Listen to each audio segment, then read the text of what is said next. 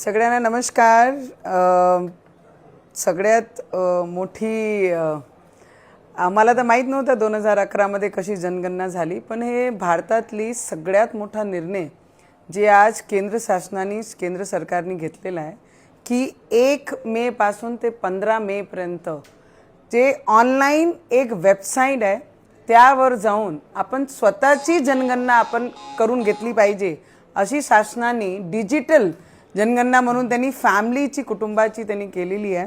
तर मी सगळ्या लोकांना महाराष्ट्राचे देशाचे जिथे कुठे मला ऐकतात आहे स्वतःची जनगणना करून पूर्ण फॅमिलीची आणि 27 मध्ये इंडिव्हिज्युअल जनगणना होणार आहे, पण तिथपर्यंत जे परिवाराची जनगणना आहे ते 1 मे पासून ते 15 मे पर्यंत आपण सगळ्यांनी ऑनलाइन जाऊन त्या वेबसाईटवर जर कोणी म्हणत असन कोणी लिंक पाठवते त्याच्यावर जा।